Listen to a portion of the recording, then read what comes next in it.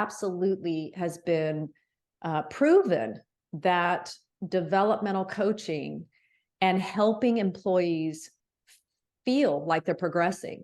And I make that, I'm pausing there because I think so many of us think as leaders that we have to get them to that next role. And when the studies dug really deep, progress to each individual is very different. And a lot of employees described progress as just being able to learn a new skill, be on a project that uses a different skill set, being introduced to new technology that interests them. It doesn't necessarily mean a new role or a promotion, right? So that's one. And two, it does bear out in the studies that helping an employee progress through developmental coaching is a game changer when it comes to engagement, loyalty, and retention.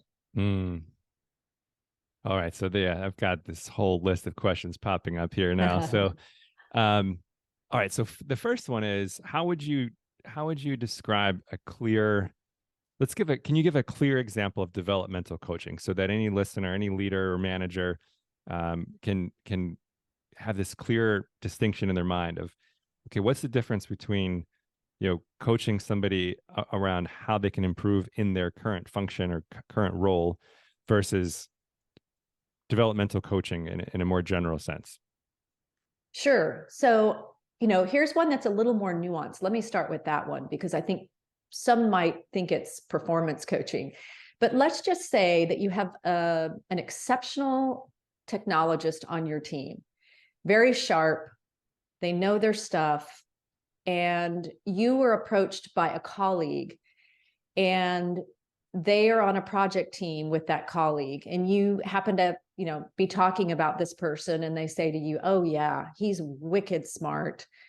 On Must be top from of Boston. Yeah, right. Knows everything when asked. But I will say that sometimes in our meetings, he gets very detail oriented, and I can see that people are beginning to sort of gloss over their eyes and maybe not following him and becoming a little impatient. But really, he's an exceptional project team member. We love having him. So he's not doing anything wrong, but you as his leader want the best for him. He has desires to maybe do more, be on more project teams, have more exposure. So at your next one-on-one meeting, maybe you gently bring up, so, how do you think things are going? How do you typically communicate your status update at these meetings? By the way, are you given time on the agenda? Start there. Ask them how they typically engage with their group and what's typical for them to share. And that's where you can say, well, I tell you what, and you can be honest and candid and say, I talked to such and such program manager and she had nothing but great things to say about you. But she did make a comment that I think, I want to share with you because I know that you have interest in this or that. And I think it might get in the way, may not, but could potentially get in the way of X, Y, and Z. And then you describe to them, that his knowledge may not match the level in the room, and that perhaps what might be a good idea is to ask people in the room, tell me how much you already know about this, so I know what to cover. I'm prepared with A to Z, but I want to respect your time. So how much do you want to know? Or he could say, this is very similar to this product we launched. Are you familiar with this product that we launched? Great. The difference with this one is, right? So you can coach him, but this to me is not performance. He is not doing anything that's impeding his performance right now, but it could affect his potential for the future. right? Right. So he's not necessarily failing to live a core value. He's not failing to meet expectations in his job description, but there is something happening that could limit his potential for achieving the goals that are important to him. That's right. Beautifully said. I'm glad you summarized that.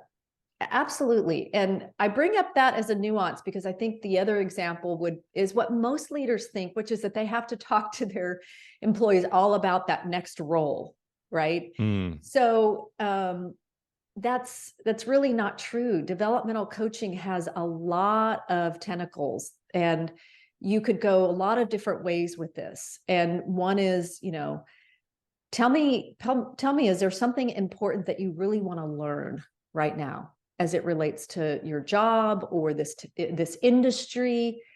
And how can I help you do that? mm, Right. And so the coaching part comes in with the questions, right? Well, I've always wanted to learn about X, Y, and Z, but this and this and this. Well, your role is to keep asking questions that are not yes or no, but that they have to respond to so that they can do some self-discovery. So let's say they say, well, that's not something that I'm using in my job, so I don't know if I should learn that. And you could say, well, what do you think the harm is in learning that new skill if you're not using it right now? Right? You're helping to get to some mindset issues too that might keep them from thinking that they can do something, right? mm, Or more importantly, towards the end of the conversation, that's where there may be an opportunity for you to say, you know what? I know somebody who's doing exactly what you're talking about right now. Would you like me to connect you with them?